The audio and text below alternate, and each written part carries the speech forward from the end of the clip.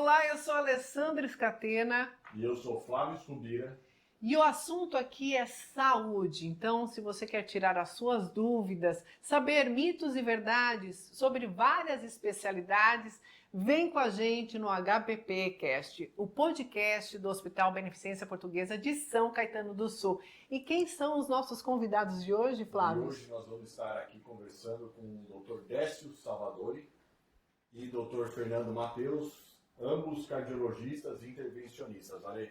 Maravilha. Um ano de faculdade só para falar esse nome, né? Cardiologistas, intervencionistas, sejam bem-vindos, doutores. É um prazer tê-los aqui. E a primeira pergunta para ambos, tá? Gostaria que os dois respondessem para a gente. Por que medicina e por que cardiologia intervencionista? Bom, medicina porque, na minha opinião, é a profissão mais bonita que tem. Muito antiga e existe uma certa dedicação amorosa pela medicina. E cardiologia intervencionista, eu tenho que colocar alguns fatores. Minha família tem muita tradição na cardiologia, como irmão, tios, etc. E intervencionista, porque na minha forma de entender, foi a área na cardiologia que mais avançou nas últimas décadas. E avanço não só tecnológico, né? Mas que você poder fazer mais coisas para os seus clientes, para os seus pacientes, né? Não importa a idade, não importa o tipo de doença que ele tem, mas a tecnologia atual nos permite e trazer satisfação para o médico de poder tratar, né? Poder curar um grande número de vezes. E às vezes a gente trata de uma forma até impressionante, porque surpreende inclusive o que a gente aprendeu. Que maravilha, amei essa resposta. Doutor Fernando. Bom, Ale, Flávio, obrigado pelo convite. A gente estar que agradece. aqui hoje, é uma honra de poder participar com vocês hoje. Eu vou pegar um pouquinho o gancho do Décio, a medicina, porque eu acho que é a arte de cuidar, né? A gente tem a possibilidade de fazer o bem aos pacientes, às outras pessoas, a cuidar da sua vida, da sua saúde, que é o bem maior que nós temos. É né? verdade. E a cardiologia, aí sim, eu pego o gancho do Décio, é a especialidade na medicina que tem evoluído de uma maneira muito rápida. Novas tecnologias, novas possibilidades. Então isso realmente me interessou muito, né, ao longo da formação, por isso que eu acabei seguindo essa área. Olha, será que assim, porque o Dr. Fernando, ele é genro do Dr. Décio. Será que ele foi fazer cardiologia intervencionista por causa do Décio? Não. Para ter um ponto a mais com o sogrão? O que será? Eu acho que não. Passar na entrevista, né? Passar na entrevista. Tem familiares, doutor Fernando, também dentro da medicina? Não, sou o primeiro. Não, o primeiro. Sou o Olha que primeiro. bárbaro. Então eu acho que foi Flávio. Brincadeira. Isso eu posso responder de bem, porque o Fernando, quando eu conheci, ele já estava iniciando a cardiologia intervencionista. Intervencionista, já tá. Já estava. Nós, sabe, Flávio, Ale, para a gente ser especialista nessa área, você tem um caminho longo para fazer. Sim. Antes você precisa ser clínico geral, Uhum. depois você ter o título de cardiologista clínico, cardiologista generalista, né, o cardiologista geral clínico, para depois você entrar na área de intervenção. Né? Então é um caminho longo. Longo a ser percorrido, sim. Não tem que ou ame ou deixe, a gente sempre ama. Sabe? Então você aprovou ele como... Nossa, Não é? Mas foi uma inspiração, Flávio, né? Tê-las mais de 40 anos na medicina, um dos maiores cardiologistas intervencionistas do Brasil, eu falo isso porque é uma verdade, né? Sim. Então realmente foi uma inspiração para mim. Maravilha. Aí, quando a gente foi montar nosso serviço de hemodinâmica, Dr. Décio que começou com a gente lá atrás, 2012, né, Dr. Décio? Então no comecinho mesmo. Sim, não, ele que foi o responsável lá junto, organizador, tudo, e desde aquele tempo lá com a gente, 2012, Dr. Décio. Não falo muito em tempo, porque isso entrega muito a idade. Mas eu acho que eu não tinha tanto cabelo branco. Mas cabelo branco é genética, não é? Me fala que sim, por favor. E deixa eu te perguntar, doutor Décio, o paciente, quando ele deve procurar cardiologista intervencionista? Nossa, Flávio, eu acho que foi uma pergunta muito importante que você fez. Sabe que, se você voltar um pouquinho ao passado, as pessoas tinham como se fosse um mito, porque as doenças cardiológicas, as pessoas achavam que não tinha tratamento. Eram difíceis, eram poucos que conseguiriam sucesso nos tratamentos. Mas, com a tecnologia, essa área da medicina, a cardiologia, andou em passos largos, sabe? Hoje, se você tomar o cuidado de fazer seus exames preventivos no lugar que eu te ofereço esses exames, no tempo certo, você tem muita chance de resolver os problemas. Número 1. Número 2, isso é importante que a gente fale aqui, é você ter meios, o hospital ou o serviço fornecer os meios para você tratar essas patologias. Número 3, como a expectativa de vida tem aumentado, e ele aumentou por quê? Porque o paciente tem mais chance de ir ao médico, tem mais chance tecnológica de tratar. Hoje, no laboratório de hemodinâmica, né, Fernando, nós tratamos pacientes com muito mais idades, muito mais doenças associadas, mas com alto índice de resolução, né? Então, nós oferecemos um tratamento eficiente, resolutivo a esses pacientes, sem uma forma muito invasiva de ser, sabe? O paciente idoso, que tem assim, uma idade bem avançada, ele muitas vezes, na grande maioria das vezes, ele procura o serviço em que ele vai ser, entre aspas, menos agredido, que ele saiba que ele possa ser cuidado adequadamente, sem ter uma maneira muito agressiva de tratá-lo. Isso é a cardiologia intervencionista, não é? Você oferecer, e o Fernando tem uma vivência enorme em tipos modernos de tratamento, como válvulas, estrutura, etc., que você tem um bom resultado sempre. Então, muitas vezes o paciente, puxa, eu não vou conseguir ir no hospital, estou com medo, eu não vou conseguir tratar meu problema. E ele vai ao hospital, trata um problema complexo e às vezes tem alta hospitalar no dia seguinte. Sim. Com uma vida programada quase que normal. Essa é uma das grandes vantagens, né? Exatamente. Diminui-se o risco, né? Você consegue ter uma recuperação mais rápida e nisso você expõe menos o paciente ao risco hospitalar que obviamente tem em qualquer lugar. Outra coisa importante, estou entrando na seara do Fernando, uma outra coisa, algumas cardiopatias, as emergenciais, os pacientes precisam ter em mente que o tempo de chegada no hospital é importante. Muitas vezes um quadro agudíssimo como um infarto, você tem um certo período de tempo para poder se tratar de uma forma melhor ainda. Sim. Então, muitas vezes, com mito, né, a gente fala assim, puxa, eu vou esperar um pouquinho para procurar o hospital, a dor está melhorando. Essa não é o caminho mais adequado. O caminho mais adequado é procurar um serviço que vai te oferecer isso. É isso que o São Caetano, o Hospital Beneficência, luta muito para fornecer esses métodos, né? Então a gente tem tudo às nossas mãos. Lá atrás, eu lembro de uma frase do Dr. Guess, né? Ele falou assim, tempo é músculo. Então assim, se o paciente demorar 1 hora para se deslocar para um outro local, ele perdeu 1 hora de músculo. Né? Então, ele tem que ir o mais rápido possível para um local que tem estrutura. Isso. E tem estrutura, os materiais e equipe.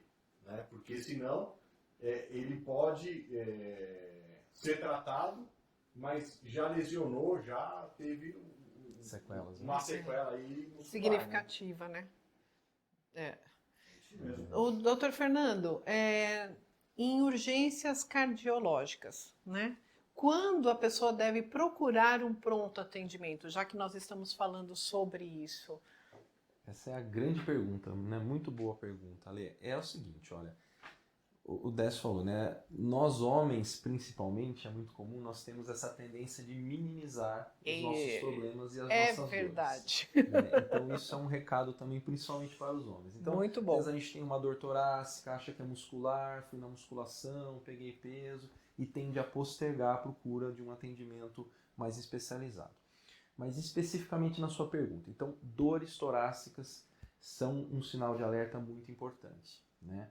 Obviamente a gente tem possibilidades diagnósticos diferenciais, mas uma dor torácica, né, principalmente em aperto, esse é um sinal de alarme muito importante. Então, nessa situação, é muito recomendável que a pessoa, o paciente, procure, né, um hospital, a Beneficência Portuguesa, um hospital que tem estrutura, né, para não só atendê-lo de imediato e transferi-lo para outro local, mas um hospital que tenha, que possa dar todo... Ali mesmo. Que tenha toda a linha de cuidado cardiológico, né? Que é um nome bonito que a gente tem falado hoje, mas é a questão de você conseguir atender o paciente desde o início, dar o tratamento de destino e liberá-lo para casa, tudo isso realizado no mesmo hospital.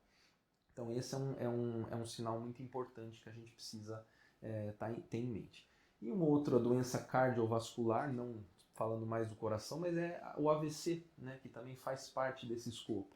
Né? Então, alterações na fala, alterações na motricidade, dificuldade para falar, dificuldade para se movimentar, uma coisa mais aguda, também é um sinal de alarme muito importante que entra, né, nesse escopo das doenças cardiovasculares cerebrovasculares. Né?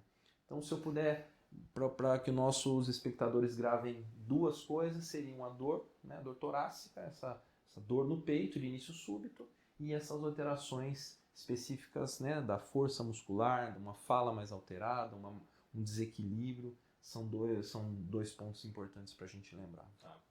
E tem alguma faixa de idade onde tem uma prevalência maior dessas doenças cardiovasculares? Flávio, tem, classicamente sim, mas hoje em dia isso tem caído por terra.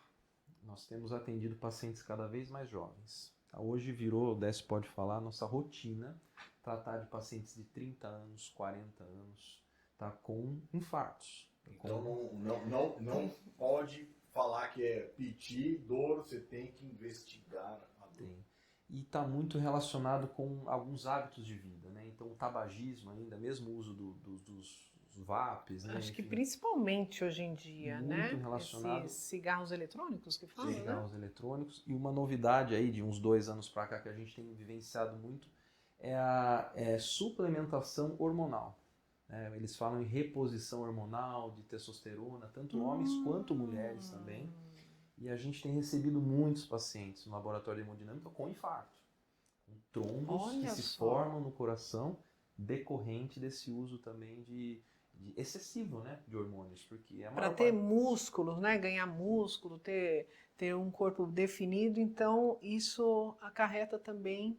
Também. As famosas Nossa, bombas, né? Bombas. Exato. Então isso tem sido muito comum e é mais comum na faixa etária mais jovem. Né? E antes a faixa etária era em torno de quantos? 60 mais. 60 mais. 60 mais. Até crianças, né? Crianças para infarto especificamente já é um pouco mais raro, existem doenças Mas específicas. Existe.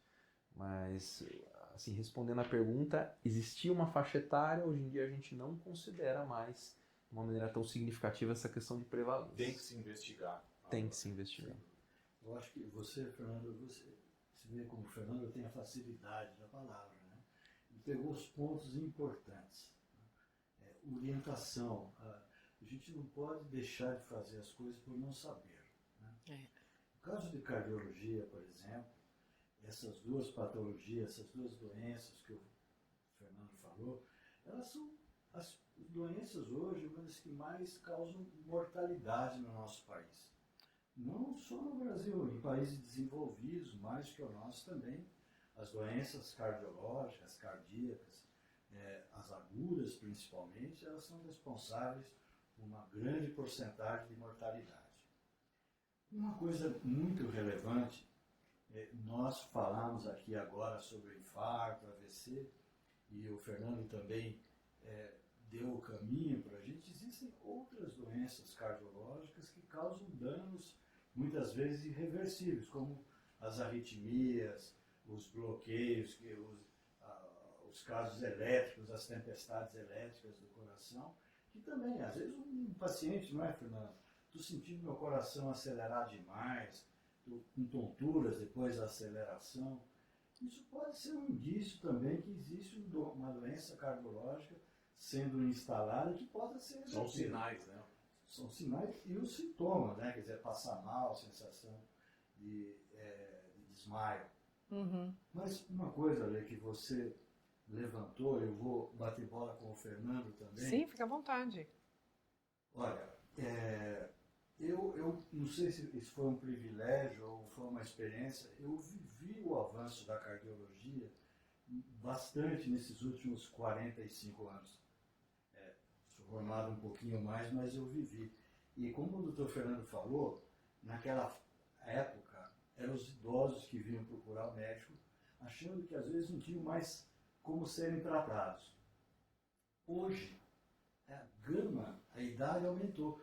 Você tem uma ideia, Lê, isso para a população também? Hoje o cardiologista intervencionista, ele pode tratar a criança antes dela nascer, dentro do útero. Sim, isso é bárbaro, né? Hoje, a tecnologia. A tecnologia, né, doutor? Mas também, como o Fernando é uma especialidade grande, ele tem muita experiência, você pode tratar um paciente de 85 anos, 90 anos, que tem um problema numa válvula do coração, cuja mortalidade é alta, sem precisar de operação.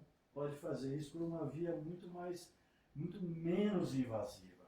E que se fosse cirurgia aberta, você nunca operaria esse paciente.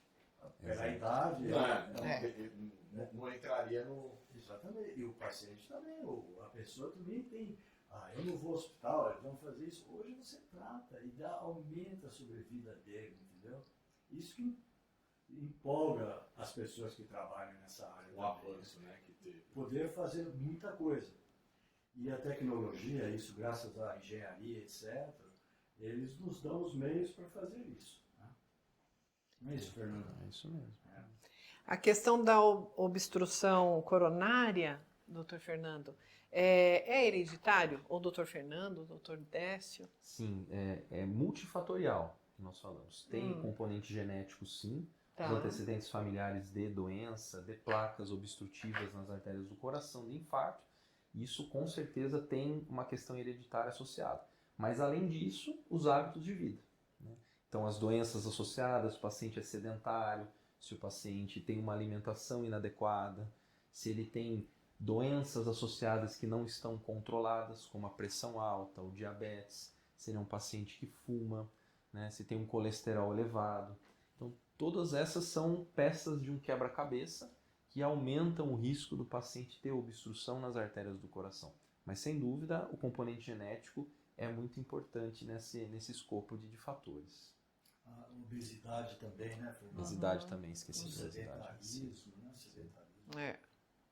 E na questão, né, nós estamos falando sobre os avanços, né? Quais os grandes avanços dentro do tratamento, né, na área de cardiologia? O que nós podemos falar aí? Bom, doença coronária, as obstruções nas artérias do coração estão passando por um grande momento de evolução também, né, com desenvolvimento de métodos para tratamento do cálcio, principalmente. A gente sabe que quanto mais idosas as pessoas ficam, existe uma tendência a acumular cálcio nas artérias do coração e nessas placas de gordura. E isso é um desafio para nós dentro do laboratório de hemodinâmica, porque gera muita complexidade nos procedimentos. Então nós temos hoje métodos para tratamento específico desses cálcios que estão sendo desenvolvidos para reduzirem a complexidade eventual desses procedimentos. E o principal hoje na cardiologia intervencionista são as doenças das válvulas cardíacas, né? Nós temos hoje o coração tem 4 válvulas e nós já temos bem estabelecido 2 válvulas que nós podemos oferecer tratamentos de uma maneira menos invasiva, com ótimo resultado, com uma recuperação mais rápida. Uhum. E hoje nós já estamos avançando para a terceira válvula do coração, que era uma válvula que há muito tempo não se fazia nada. Se o paciente não tinha condições de cirurgia, ele estava, entre aspas, condenado. E hoje em dia a cardiologia intervencionista está olhando para essa válvula. Novos dispositivos estão no mercado, novas técnicas.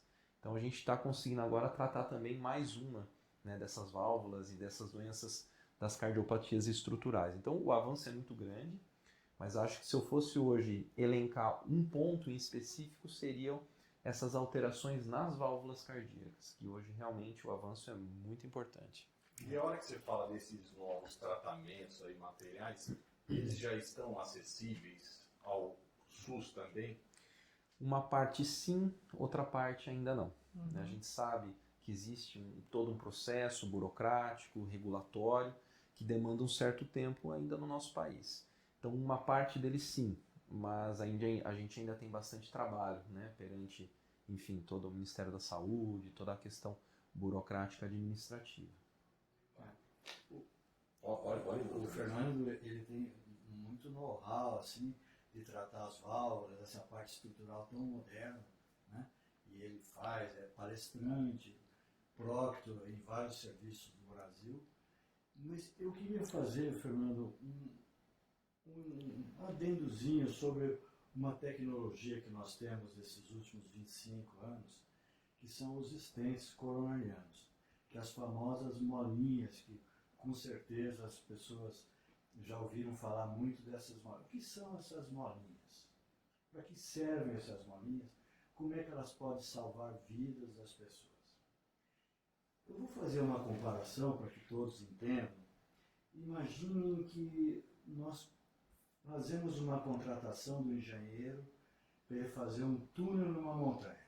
Nós queremos fazer uma passagem. Imaginem essa passagem como uma artéria do coração, um vaso do coração que está entupido por gorduras. Nós vamos desentupir essa passagem. Comparativamente com a montanha, o engenheiro vai lá, usa aquelas máquinas, faz um buraco na montanha. E os carros passam. Passam livremente, a estrada está funcionando. No entanto, se der uma chuva muito forte, o que vai acontecer na montanha? Ela vai desabar e a estrada vai entupir outra vez. Então, só abrir a artéria, só abrir o vaso, só desbastar a montanha não é suficiente. A gente precisa pôr alguma coisa para manter a artéria aberta.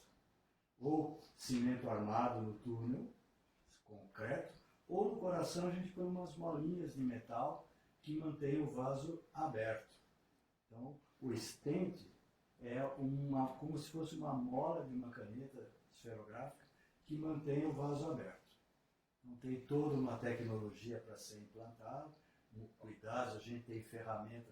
Cada ano que passa, as informações são melhores, a gente faz um procedimento com mais recurso técnico, com maior chance de acertar. Eu estou falando dos stents porque foi um grande avanço que a cardiologia intervencionista teve, né? Uhum. Né, Fernando? Sim. Eu que não entendo nada disso, eu falo que é realmente Não é? isso, né, Flávio? Até a pessoa mais leiga, é isso que eu quero dizer, Pois é. né? Isso tudo, ali, muitas vezes numa situação especial, como o Fernando falou, assim, de uma forma muito clara, é o tempo, tem que chegar no hospital naquele intervalo de tempo, que a gente possa oferecer esse recurso de uma forma muito mais eficaz, segura e eficaz. São os dois pilares da cardiologia intervencionista, segurança e eficiência. É isso, Fernando. Perfeito. Né? Aliás, falando, né, sobre essa questão de chegar a tempo, de ter, né, esse tratamento adequado, no lugar certo, no hospital certo, o que vocês falariam para os médicos, né, colegas que estão ali no pronto-socorro, na questão de sinais, né, de detectar que a pessoa está tendo algum tipo de problema no coração, vamos dizer assim?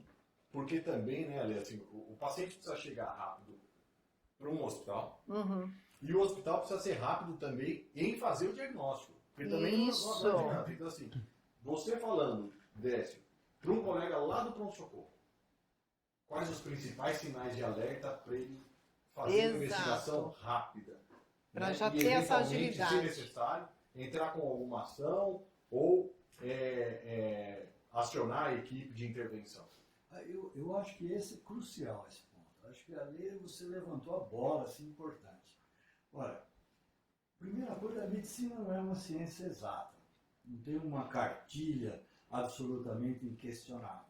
Mas os sintomas que mais chamam a atenção são dor no peito, que o Fernando falou. Sim, como ele falou antes. E a dor no peito, ela muda de pessoa para pessoa, na maioria das vezes em aperto.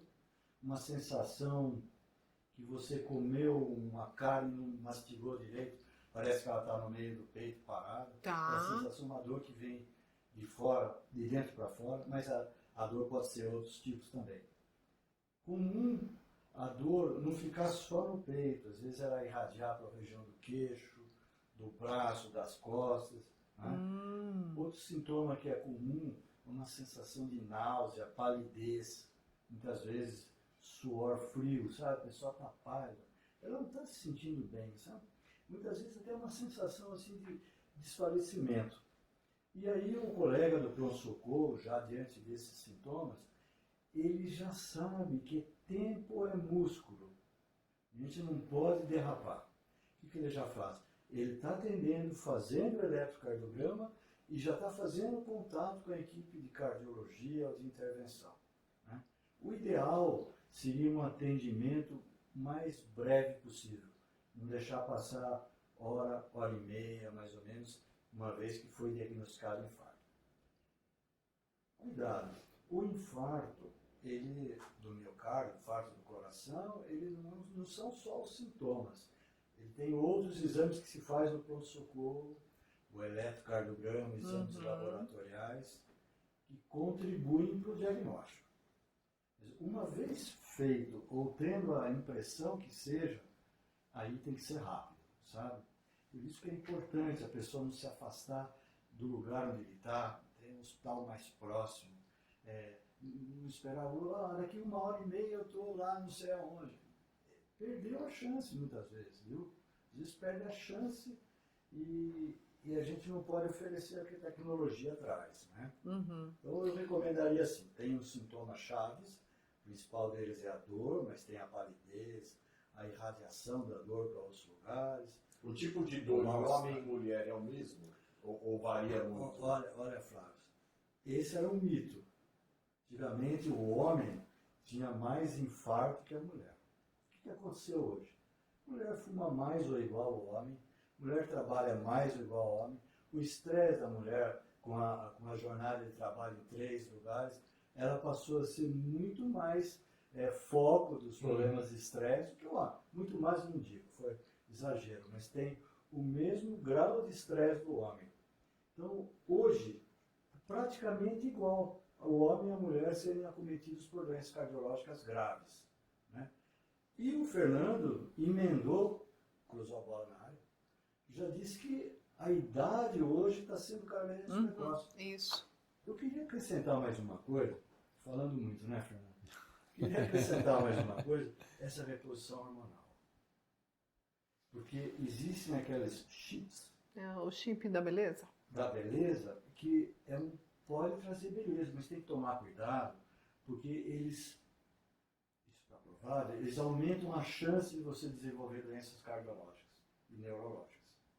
Então tem que ter um acolhimento, um acompanhamento, um profissional da área que seja bastante habilitado para não correr esse risco. Isso é muito Para importante. você não correr atrás do conselho. Indicação e acompanhamento seria uma Sem dúvida, ok, perfeito. Tem gente que precisa realmente, né? E é uma das saídas para dar uma qualidade de vida, mas tem a sua indicação e o seu acompanhamento. Claro, sem dúvida alguma. Perfeito, Flávio. Maravilha, bom. isso é muito bom saber. Antes de irmos para mitos e verdades, tem alguma coisa que eu possa fazer se eu estou tendo esses sintomas que vocês falaram, abordaram? Estou indo, já estou a caminho do hospital. Eu tenho alguma coisa que eu possa fazer ou não? É ir para o hospital. Você quer falar, Fernando? Fica à vontade. O que Hoje, algumas pessoas, antigamente se colocava um remedinho embaixo da língua, quando tem dor. Hoje a gente sabe que precisa ter muito cuidado para usar esse remédio embaixo da língua, porque você pode ter uma queda de pressão muito grande, ter uma síncope, etc. Mas uma das coisas que a gente faz, primeiro, é ver quem está perto e vamos embora. Primeira coisa que tem que falar, palavra de ordem.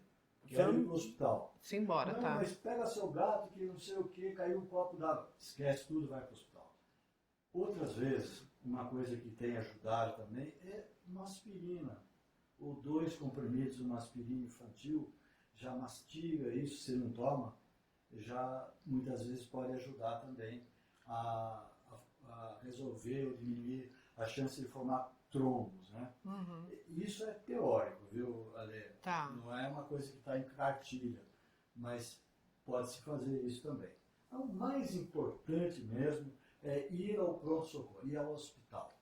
É o ponto Hospital fundamental. próximo, É o hospital ponto mais próximo, Com estrutura. importante. com a estrutura. Mais É o mais importante. importante. Simbora para o mitos de Mitos verdade? de verdade. Vamos lá. Simbora, então. Colocação de stent, né? Que foi falado aí, que é o queridinho, né? Que graças a Deus já existe, né? O stent aí nessa área. Irá substituir a cirurgia cardíaca convencional, doutor? Posso Doutor responder essa, Fernando? então? Posso? Doutor Fernando? Ali, substituir não. Tá. A gente, apesar de toda a gama de tecnologia, todo o desenvolvimento de técnicas, inclusive, a gente consegue tratar a grande maioria dos casos. Mas substituir acho que é uma palavra muito forte. A gente ainda tem cenários na cardiologia, né, nesse grau de obstrução das artérias, a quantidade de artérias acometidas, alguns casos que têm uma complexidade, algumas limitações. Todo método tem a sua limitação. Então, substituir não. A cirurgia cardíaca, ela existe, ela também tem seus avanços tecnológicos e para certos cenários, infelizmente, é um mal necessário, vamos dizer dessa forma. Porque é um método mais invasivo, é um método mais arriscado, mas que para determinados pacientes a gente sabe pela literatura e pelos estudos que é mais benéfico para esses pacientes serem submetidos à cirurgia cardíaca. Tá? Então, não vai substituir. Doutor Décio, o tratamento através de stent, ele é mais seguro ao paciente? Olha, isso realmente é um mito, né? Ele é muito seguro, muito eficiente, e o Fernando exemplificou de uma forma muito clara. A cirurgia e os stents que nós estamos falando é o método de tratamento menos invasivo, percutâneo. Eles não são competitivos, eles se juntam, eles colaboram entre eles se complementam, né? Tem as diversidades anatômicas, a complexidade anatômica, cirurgia tem a sua principal indicação. Na grande maioria das vezes a gente pode tratar de uma forma mais invasiva, menos invasiva, que são os stents. Então, os stents são seguros e aquele mito que o stent dura 5 anos, o stent dura 10 anos, o stent pode durar 20, isso é um grande mito mesmo. Depende do que você faz da sua vida, né? Hoje, Flávio, assim, eu quero dizer para você que um dos nossos fellows, que as pessoas que treinam conosco, ele fez assim para mim: Décio, hoje eu estudei um paciente que você colocou um stent nele em 2007. Se eu não fugir da escola, 19 anos atrás. Então o stent está eficiente. Naquela época ele podia ter sido operado, recebido uma ponte de safena. Ele foi tratado com stent. 19 anos depois o stent está bom lá, dando condições de saúde para ele. Que coisa mais empolgante, né? É verdade. Então, eu acho que o stent é seguro, é eficiente e hoje, graças à tecnologia, nós podemos usar em stents em anatomia em pacientes com doenças desafiadoras. Coisas que não fazíamos há 20, 30 anos atrás. O material do stent também teve uma evolução muito grande. Muito. O treinamento dos profissionais também melhorou muito, né? Toda a tecnologia que o hospital oferece, né? Então, isso, eu diria mais uma vez, é muito seguro, o universo de tratamento aumentou bastante, A idade hoje não é um problema limitante grave, muito pelo contrário. O idoso tem direito de viver bem. Uma vez eu tenho uma conversa que eu mostro, uma senhorinha com um bolo, com uma velhinha mostrando 100 anos de idade e fumando. Então ela é fumante, tem risco, mas viveu 100 anos. Por quê? Porque a medicina deu condições para ela viver. Fumante ainda vivendo. Né? Então é seguro e eficaz. Doutor Fernando, todas as obstruções podem ser tratadas através de stent? A grande maioria delas sim. Desculpa. Devido a esse avanço tecnológico que nós tivemos, então hoje na nossa prática diária a gente trata quase todas, né? Vamos dizer dessa forma. Ainda existem nichos em que a cirurgia cardíaca é necessária, mas nós temos bastante experiência nisso, né, Décio? O hospital, inclusive, dispõe de toda a tecnologia, do material de primeira linha, e, enfim, isso nos permite avançar cada vez mais, né? Em estruturas mais complexas, em anatomias desafiadoras. Então, hoje em dia, a gente tem isso à disposição, a gente tem utilizado isso e avançado cada vez mais. Mas a ressalva é que ainda existem situações em que a gente precisa de um tratamento mais invasivo, mas são a minoria. Uhum. Doutor Décio, para você, mito ou verdade? Angioplastia com colocação de stent. É uma cirurgia grande e dolorosa? Mito ou verdade? Isso é um mito. Mito, porque eu nem diria para você que a angioplastia com stent é uma cirurgia. É um procedimento invasivo, né? Mas não tem cortes, não tem nada disso. Então eu acho que é um mito grande. Muito bom. Nós fazemos hoje em dia com um furinho no punho direito. No punho direito, né? Quer dizer, não é corte, é um furo no punho direito. É um E depois até desaparece, né? Nem Sim, fica sim, mais. cicatriz e não aparece. Dependendo da situação, 30 minutos, 1 hora de procedimento, né? Dorme no hospital, em alguns casos dá para ir de alta até no mesmo dia, em algumas situações, né? Que maravilha. E a maioria das vezes alta no dia seguinte. Então é um procedimento... Sai com um band-aidzinho. Sai com um band-aid. Que bom, né? No cabelo. Que maravilha. Mito ou verdade, doutor Fernando? Cateterismo cardíaco continua sendo o padrão ouro para avaliar coronários? Isso é uma verdade, sem dúvida. Hoje a gente dispõe de outros métodos, como por exemplo a angiotomografia de coronárias, que é um outro método muito bom, com bastante acurácia, para verificação dessa anatomia, se há ou não algum tipo de obstrução. Mas o cateterismo cardíaco é um exame minimamente invasivo e hoje em dia, de fato, é o padrão ouro, sem dúvida, para a gente tirar inclusive dúvidas. O paciente fez uma angiotomografia, não conseguiu, está na dúvida se é uma obstrução importante ou não é. Esse paciente é referenciado ao cateterismo para a gente tirar, de fato, essa dúvida dentro de sala. Além desses 2 exames, tem outros exames também, como a cintilografia miocárdica, o ecocardiograma de estresse, a ressonância de estresse, que avaliam a consequência de uma possível obstrução, que a gente chama de isquemia, né? Que é o músculo do coração sentindo os efeitos de uma possível obstrução. Mas, de novo, são fatores indiretos. Quando a gente fala em anatomia coronariana, anatomia dos vasos do coração, a gente fala na angiotomografia e o padrão ouro, que seria o cateterismo cardíaco. Que também é um exame muito rápido, né, de ser realizado. Super rápido, mesma coisa, um furinho no punho direito, anestesia local, né, não há necessidade, os riscos de anestesia de uma sedação, né? A gente faz com uma anestesia local, procedimento também que dura 15 minutos ou 30 minutos. E o paciente vai embora. No mesmo dia, depois de 3 a 4 horas pós-procedimento. Evolução da medicina. Doutor Décio, mito ou verdade? As válvulas do coração podem ser substituídas sem ter que abrir o peito? Isso é verdade. Uma verdade super verdadeira. E como disse, o Fernando tem se dedicado muito nessa área. E hoje, mais 2 válvulas do coração são mais abordadas. E a terceira com uma perspectiva enorme nesses próximos anos. E a pulmonar, né, Fernando? A gente já tratava já há muito tempo, né? Mas sem precisar trocar. Mas isso é uma verdade. Pode ser substituída mesmo sem cirurgia.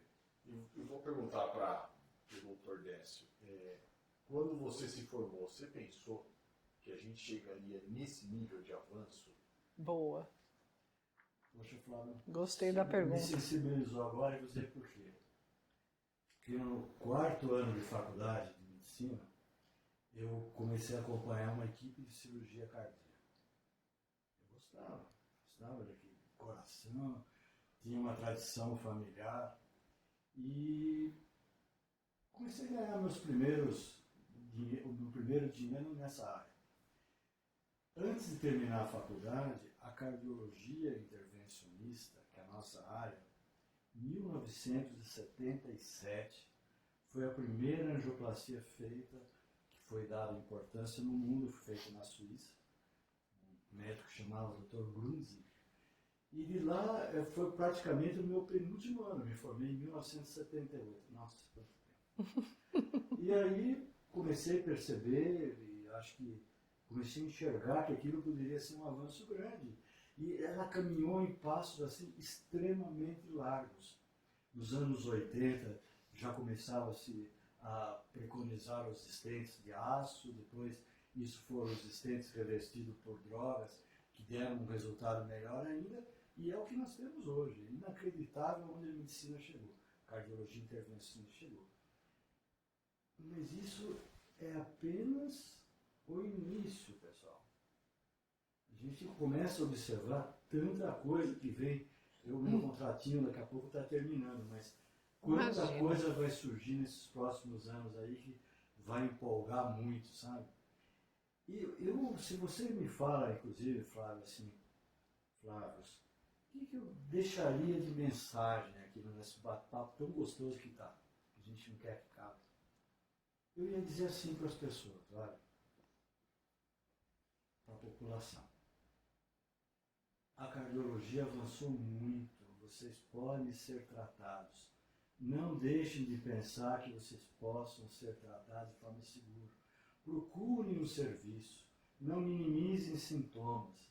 Vocês devem ter acesso ao que toda essa tecnologia oferece para vocês, sabe, Flávio? Isso que é a mensagem que a gente precisa deixar nesse nosso bate-papo aqui, sabe? Esse bate-papo gostoso. Não sublimar, não minimizar os sintomas. Vocês têm como serem tratados de uma forma eficiente, ter uma vida normal, saudável, não deixar de trabalhar porque tiveram um problema que foi mal cuidado, né? Então, qualidade de vida. Né? Era uma mensagem que eu queria deixar aqui hoje. Cuidar do motorzinho, né, doutor Décio, né, doutor Fernando? Tem que cuidar desse motor, né? Maravilha, foi muito gostoso. Eu ficaria aqui horas, mas infelizmente nós temos que terminar e agradeço de todo o meu coração A vocês. pela presença do Dr. Fernando Mateus, Dr. Décio Salvadori, né, que são da parte aí de cardiologia intervencionista do Hospital Beneficência Portuguesa de São Caetano do Sul, que está mais do que preparada, né, Flávio, com essa sala maravilhosa, né, da hemodinâmica. Todos os exames podem ser feitos lá, diagnóstico, né, o tratamento, diagnóstico, tudo, né? Exatamente, que bênção, né? Muito obrigada e até uma próxima, viu? Porque acho que a gente tem muito mais coisas para falar aí futuramente, avanço aí, né? Porque está, como o doutor disse, a passos largos, né?